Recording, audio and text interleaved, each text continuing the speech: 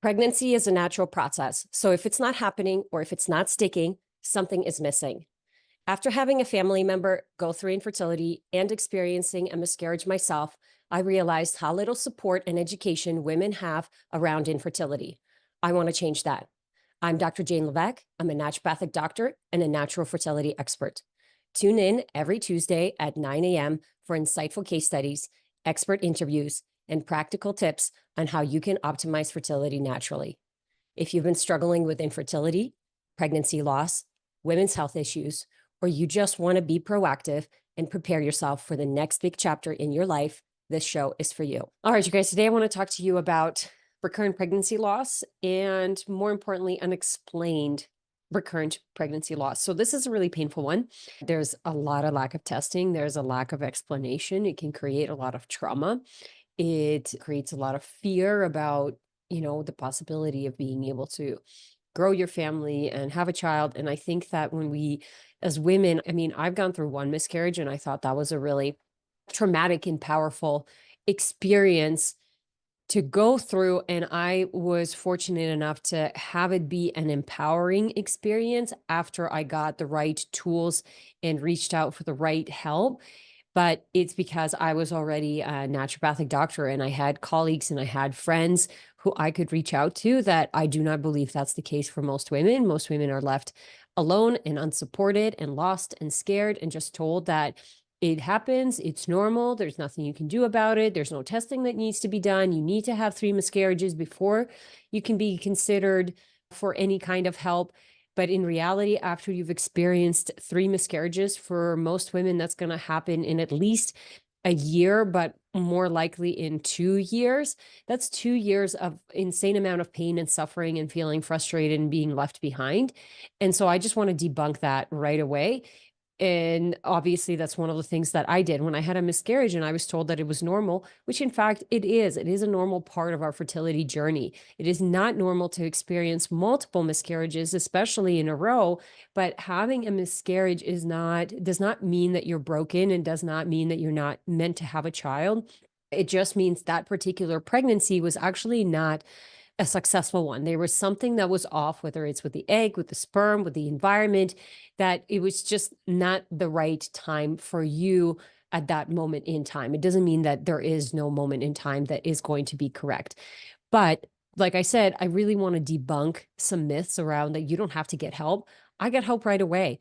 I was fortunate enough to be able to run my own lab work. So I ran lab work right after my miscarriage and I timed it for the second half of the cycle because I wanted to see if my progesterone rose and if it was in good levels, what was happening with my thyroid. I wanted to see if my miscarriage was a fluke, AKA it's just something that I had to experience and go through. And there was some mental and emotional stuff that came up for me versus it is something that's going to continue to happen. And my first pregnancy was the fluke that happened because I experienced my miscarriage after having my first daughter.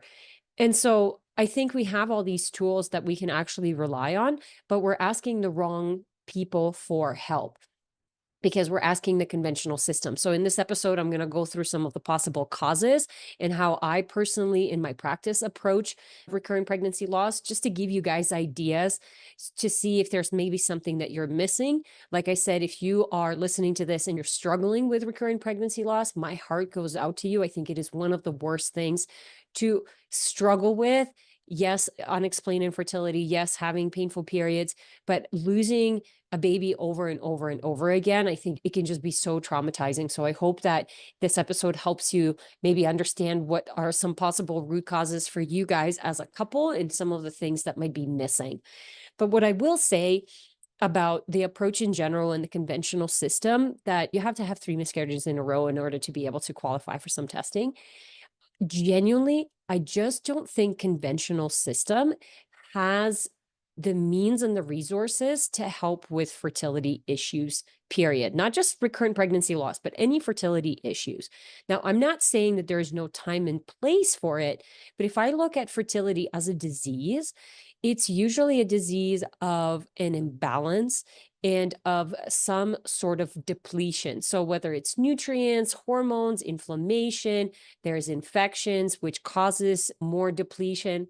And if you look at how the conventional system approaches disease, it's to basically patch it up. So if you come into your doctor and say you have hormonal imbalances, you're prescribed birth control. If you say you have anxiety or depression, you're given an antidepressant or anxiolytic.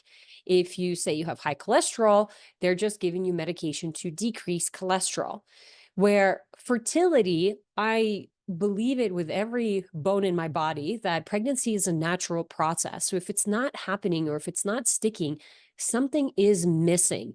And by patching up symptoms, doesn't get to the root cause, and it doesn't allow the body to do what it's designed to do when we are in fact just trying to suppress it. So if you have issues with hormonal imbalances, like estrogen dominance is a popular term that people are using, women are using and being diagnosed with, or low progesterone, or whatever the imbalance that you're low testosterone, PCOS, if we're just given birth control, we're never getting to the root cause as to why your estrogen is dominating all the other hormones, why your progesterone is low, why you're not producing testosterone. We as women need to have testosterone. We're not going to have as much as males, but we need to have good levels of testosterone for our libido, for egg quality, for to have motivation, to have muscle mass, to have bone mass, to have good focus, for our metabolism.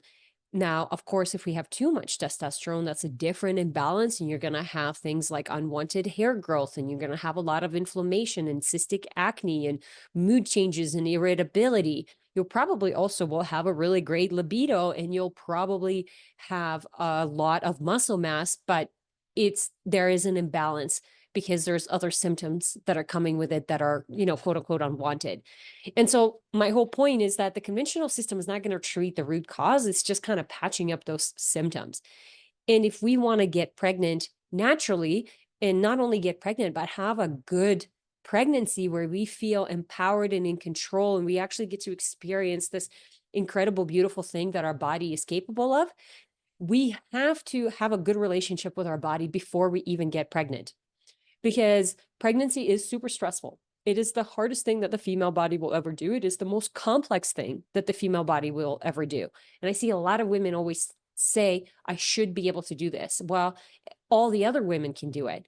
And just because you see other women being able to do it does not mean that it was easy for them. It does not mean that pregnancy is good, or the postpartum was good, or that their birthing experience and connection with a baby was good. And I think I'm a very good example of that, because I had no issues getting pregnant with my first. And then I had a pregnancy, what I would consider like just threw me off. It rocked me. I was sick. I had cold sores. I didn't feel well. I felt inconvenienced. I felt uncomfortable. And my labor was super traumatic. And I had postpartum depression, which I didn't even realize I had postpartum depression until I was out of it. And it was like, oh, I don't think I was supposed to feel this way. And if somebody was out from outside looking in, they would say, oh man, she had a beautiful pregnancy. Look at her baby and how healthy it was. And she must be so happy, where in reality, that's not how I felt. And so we don't want to compare ourselves to what's going on with other people. I want you to just understand that pregnancy is a complex thing that the body is doing, and that it is the hardest thing that the body will ever do. And so if there's symptoms and issues that pop up during pregnancy or postpartum, it's like a window into the future. I see women all the time, and I have a podcast on secondary infertility and why that might be happening. And we'll leave that topic. I'll save that conversation for that podcast for you guys to listen. But we have to get awareness and in tune with our body. If we want to fully experience what it's capable of, we have to fully experience what it is going through right now.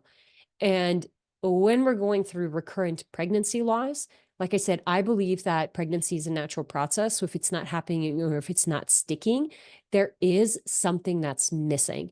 And my advice to you would be to stop trying so you can recover from the trauma that's happening, and you can stop numbing yourself and instead start digging in deeper and understanding what are the emotions and the feelings, and all of what is the stuff that's coming up, and what do we need to address. Is there physical aspects we need to address? Is there mental and emotional aspects or spiritual aspects that we need to address? Because like I said, I believe that there is something that's missing. And so let me dive into some of the possible root causes. This is what I'm seeing in my practice. This is what we see in research a lot. And I'll talk to you about the testing and some, assessments that I do and how I approach it. Again, remember that each couple is going to have their own unique challenges. So this is just what I'm seeing in practice, what I'm seeing in research. Not all of these things are going to apply to you. It could be 3 or 4 things. It could be just one thing. But again, if you're feeling that something is missing and something is wrong, you're right. And if you want to stop experiencing the same pain over and over again, we have to figure out what that is. And usually that means you have to get more help involved in people who specialize in this area. You got to get testing, you got to get a health assessment and be involved together as a couple, because I promise you, it is not just a you issue, aka female issue. We see a lot of recurrent pregnancy loss, and I'll share a case with you that recently just got pregnant, and I was blown away how quickly they got pregnant. And I believe it was because we really boosted the partner's sperm and his DNA fragmentation that they are able to carry. They have a long way to go. She's at like 7.5 weeks, but it's a much better pregnancy than what she has had in the last 5 losses that she experienced. And her numbers are really good, like her progesterone, and then her HCG numbers are really good, HSG numbers. Okay, so here's some possible root causes. Immune system is going to be huge, you guys. Immune system, whether it's autoimmunity or low immune function, the first reaction of the egg and the sperm is that of the immune system. There's receptors, vitamin D receptors on both the oocyte and the sperm. So on the egg and the sperm, and that the immune system is the first interaction that happens that knows if this is going to be an acceptable match. And so there is such a thing where the female immune system is overactive. So as soon as there is a sperm, which is a foreign body that comes into the female system, it reacts. So it actually just destroys the sperm that's coming in because it thinks it's a foreign body and it needs to destroy it. There's also something like once the fertilization occurs, the female body will mount a reaction to the embryo because it is another foreign body. So the function, a healthy function of the immune system is going to be critical. And that's true, honestly, for somebody who's trying to conceive versus someone who continues to get pregnant and miscarry. But the first reaction of the egg and the sperm is that of the immune system. And there's a lot more to unpack in order to understand why is my immune system not functioning the way that it should, whether it's suppressed or, it's overreactive. The next thing that we see a lot in research and in practice is clotting factors. So if there's issues with clotting for the female, there's of course going to be a genetic component, but I also look at liver function. So liver does so many different things for us, including producing clotting factors. So if we have a liver that's overburdened and there's clotting issues and there's a genetic predisposition to that, and the reason that clotting is a problem is because there is a lot with embryogenesis, so the development of the embryo, there's a lot of blood flow that happens. There's an increase in blood volume and also obviously the formation of the placenta that we have to make sure that we're not hypercoagulating. So we're not, then it's clots essentially, and then there's lack of blood flow to the baby. And if there's no blood flow to the baby, we can't get nutrients and that baby can't grow. So that's why clotting factors are important to rule in or to rule out if that is one of the reasons that you might not be able to carry the pregnancy to term. The next thing is egg and or sperm quality. So both egg quality or sperm quality can impact the ability of the replication, the embryogenesis that has to happen. So the development of the embryo, there's so much replication that happens when we're seeing a lot of sperm fragmentation, the sperm DNA fragmentation. Essentially what has to happen is the egg then has to fix the DNA fragmentation. And so the oocyte is this fascinating cell where the sperm, once it penetrates the egg and the fertilization happens, what the egg does is it will go in and will fix any sperm fragmentation issues. And then fertilization technically occurs, starts, and then the embryogenesis moves forward. So that embryo starts to develop.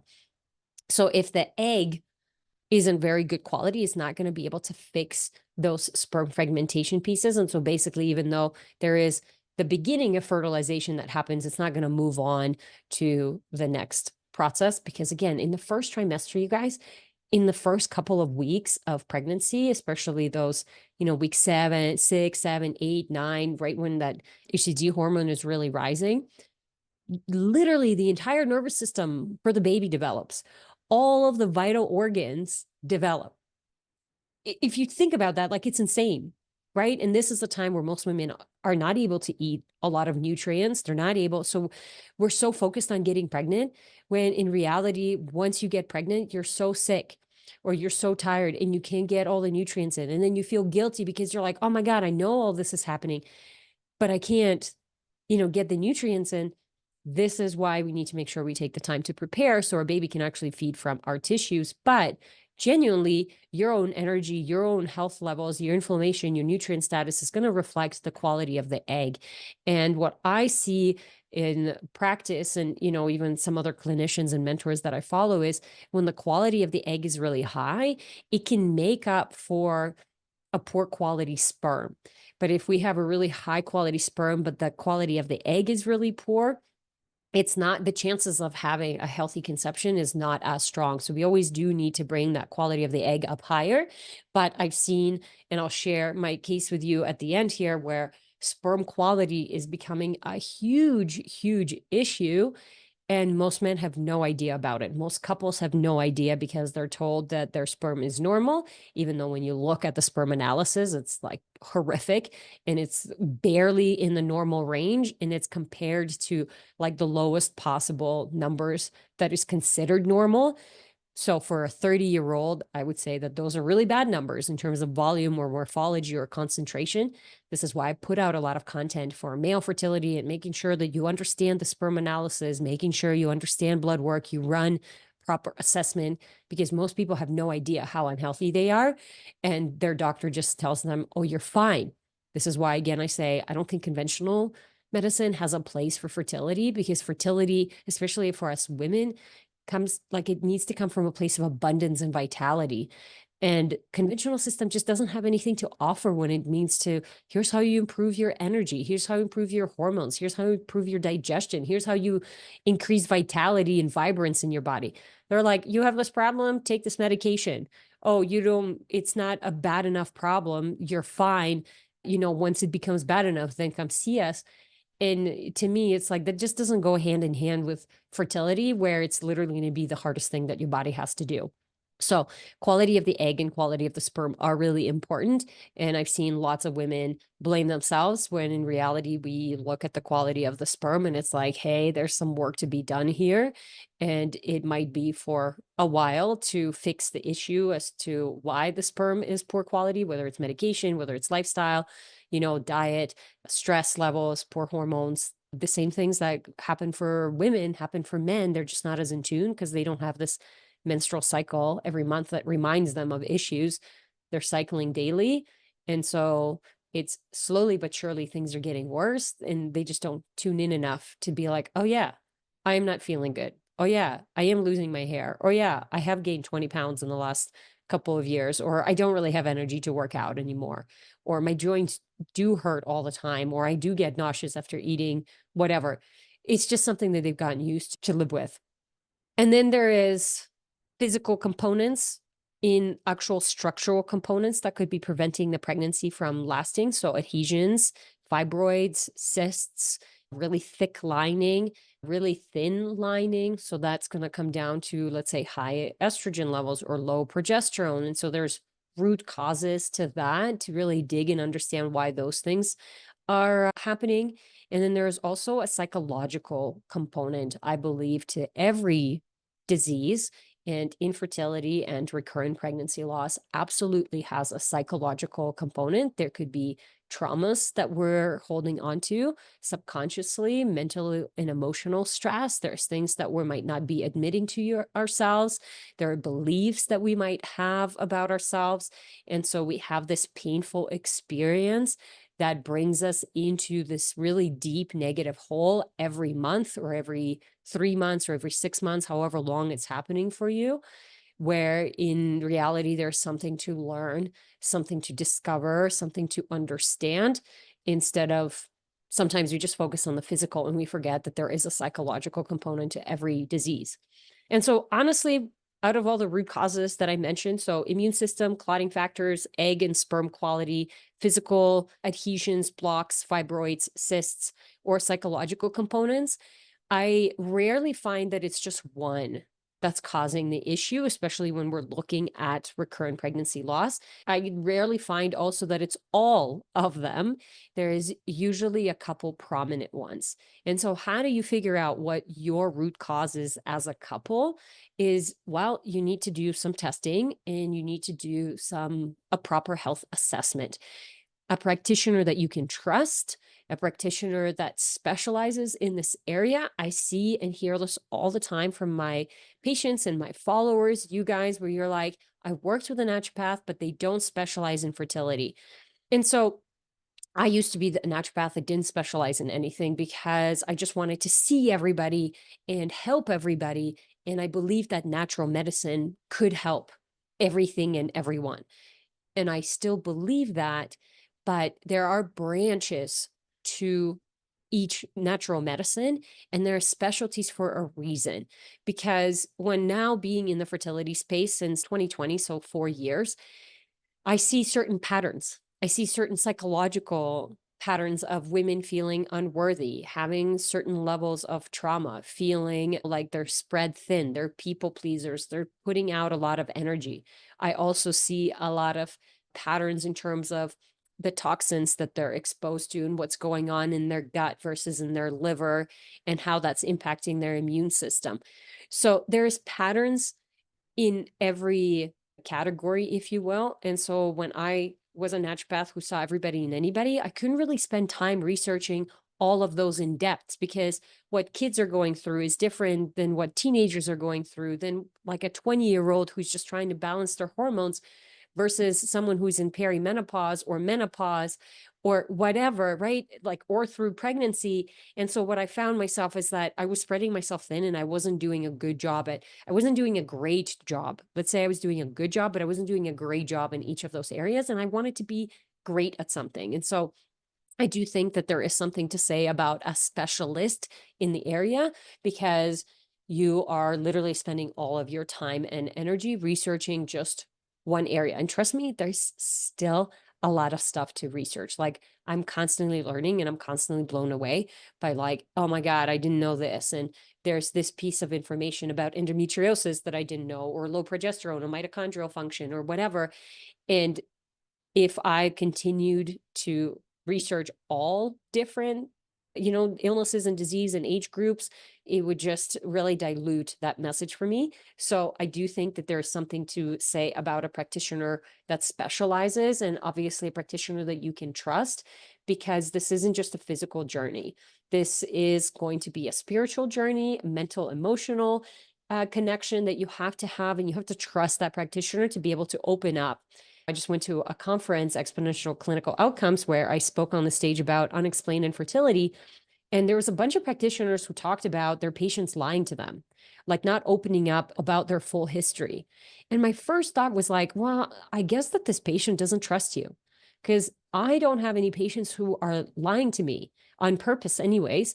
They might not disclose all the information because they don't think that it's relevant or that it's important. But when you feel like you're withholding information because you can't trust a practitioner, I think that can actually really impact your healing journey. And you need to be aware of that, whether it's you don't trust the practitioner, or maybe you didn't think it was important. I'll tell you that it is important, like everything is important. And it is absolutely important that you can trust and open up to your practitioner. So here's my wish for you guys: before you invest into any kind of treatment, you actually invest into lab testing. I just share with you the most common reasons as to why you might be experiencing recurrent pregnancy loss. And what I see is a lot of people start to invest into treatment without truly understanding the root cause of why they are experiencing the pregnancy losses. So here's what I have found in my clients. I see a lot of mold, a lot of yeast, a lot of inflammation, a lot of heavy metals parasites, high chemical and toxin accumulation over years, which is, of course, going to impact both egg quality and sperm quality and your immune system function and your ability, like your detoxification organs, like the liver, like the gut, like the kidneys.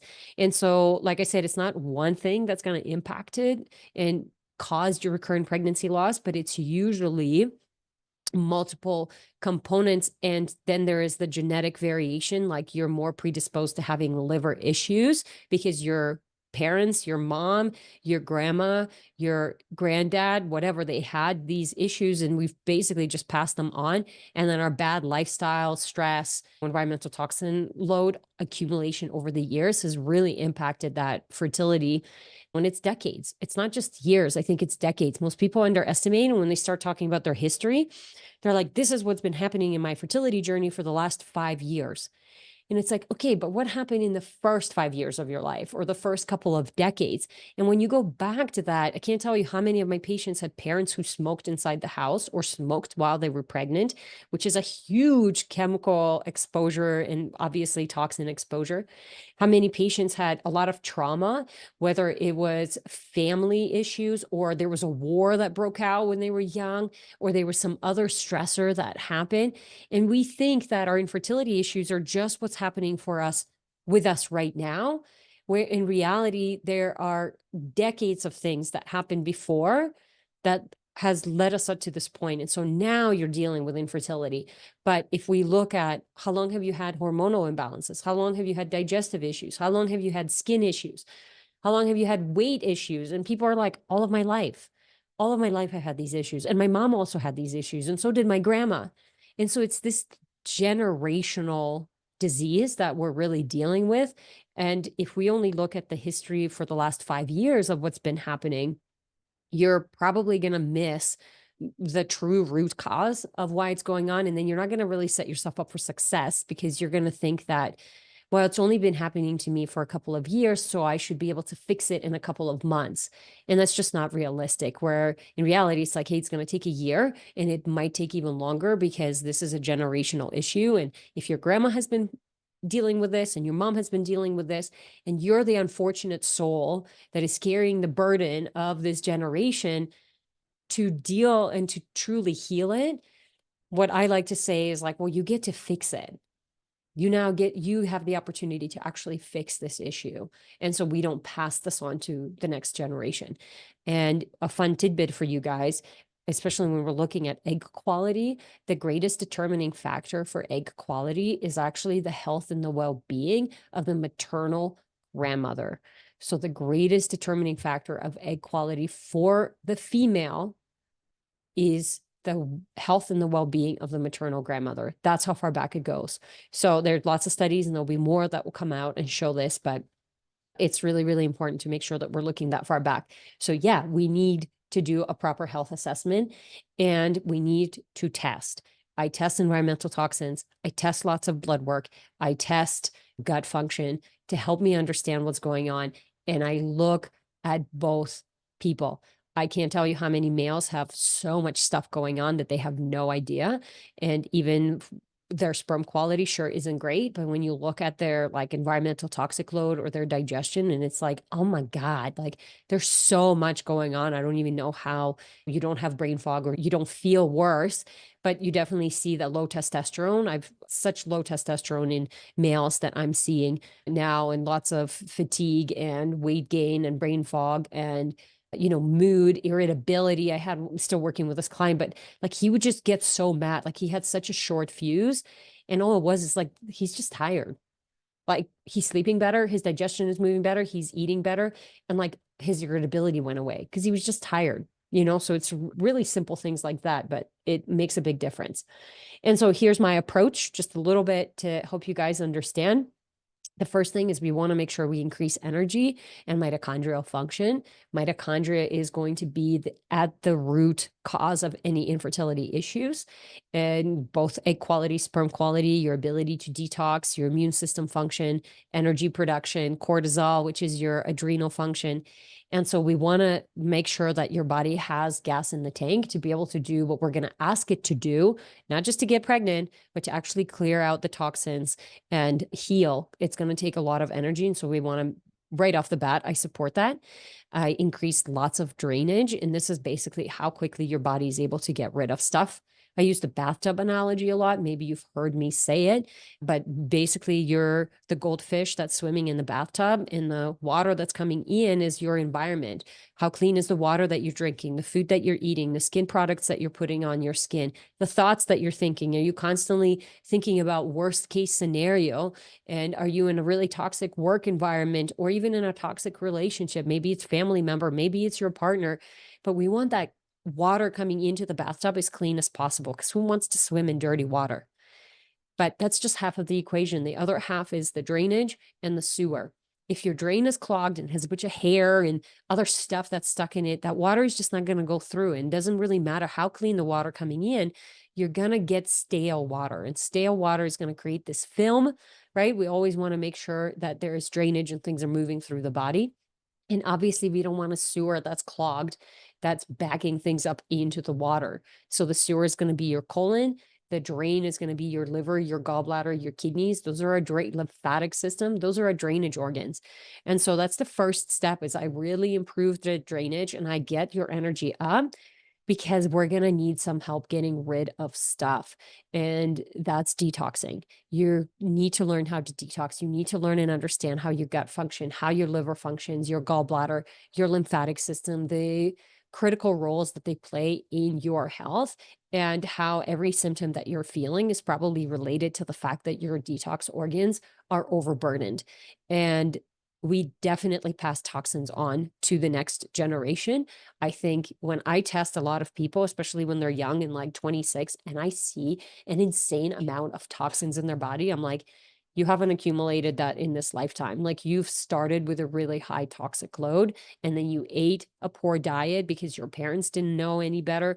You've been drinking dirty water because, again, your parents didn't have to worry about those things. And so you assumed that because you didn't smoke, you didn't drink, you're fine. And now that you've cleaned up your diet, in reality, those toxins, especially things like heavy metals, like, they will stick in your body for so long, for years, unless you actually learn how to detox and get them out. So anywhere, minimum 3 months, but sometimes it's 9 months and sometimes it's years. Like, it's a couple of years, depending on how deeply buried these things are. Remember, our body's going to try to protect us. It doesn't want to have these things hanging around. So when we see a lot of weight loss resistance, for example, the body's holding a lot of toxins in the fat. And so it's not releasing it because our drainage is not working well, and it's not safe for the body to release it. So it's going to be ebbs and flows. You're not going to be detoxing the whole time, but there's going to be times to push and there's going to be times to rest. And, it's parasites, it's infections, it's chemicals, it's heavy metals, it's radioactive elements. We're exposed to a lot nowadays, you guys, and it's sad and it's unfortunate. But unless we become aware and we learn how to live in this new environment, it's not going to get any better. Because when you're aware, the way that you make decisions is different. I don't just buy plastic bottles all the time, because I know that's going to come back to me in my water as BPAs, or in my soil and into my, vegetables and fruits that then I'm going to eat. And so you have to start making decisions that are good, not just for what's easy and convenient right now, but for the long term of your own health, and obviously the health of the planet, which just reflects the way that we feel. It's like the reason that people are not feeling well is also the health of the planet isn't doing really well, because we've dumped so many toxins. So we have to become aware and change some of these things. And then we really focus on rebuilding and repairing the cells and optimizing. Now, the parasites, the infections, the chemicals, they're damaging cells.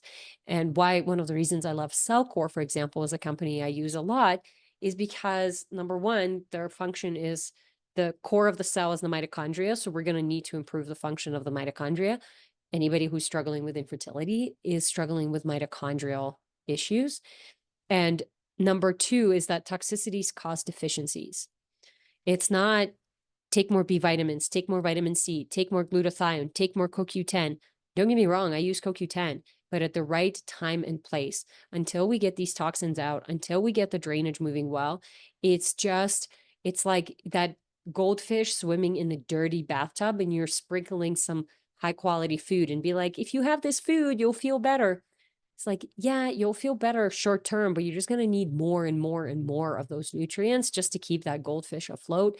And so it doesn't make sense to me, right? It doesn't make sense. We need to make sure that we're actually doing the foundational stuff first, which is cleaning up the environment, optimizing detox function, improving the function of the mitochondria. And then we can really lean into the functional medical side, which is pouring all the vitamins and the nutrients to kind of speed up the process. So I hope you guys find this helpful, and it gives you another approach to recurrent pregnancy loss and unexplained recurrent pregnancy loss. Remember, there is always an explanation. Just because the conventional system can't explain it does not mean that there is no explanation. But I do think if it's something that you are struggling with, you need help. You need testing. You need a practitioner that you trust. You need to do a proper health assessment for both you and your partner. And, you need a roadmap outlined for you, because it is a very traumatic thing to go through. And if you're going through it alone and you're working with practitioners who are just a-holes, pardon my French, God, it makes it so much harder. And I wouldn't wish it on my worst enemy. So I think you deserve to have the help that you need. It just might be time. It might take time for you to find somebody that's actually going to help. So like I said, I hope you guys find this helpful to hear the possible root causes, the testing that I do, and the approach to help you solve and get to the root cause of your recurrent pregnancy loss so you can get pregnant, conceive naturally, carry that baby to term, and actually get to meet your baby and enjoy the fruits of your labor, because it is a lot of work, and some of us have to, unfortunately, work really hard to meet our babies. But I do think that every little bit of energy, time, and effort that you put into it is 100% worth it. We just want to make sure we're not wasting that time, energy, and effort, and working with the right practitioners. All right, that's it for this episode. Thanks so much for tuning in.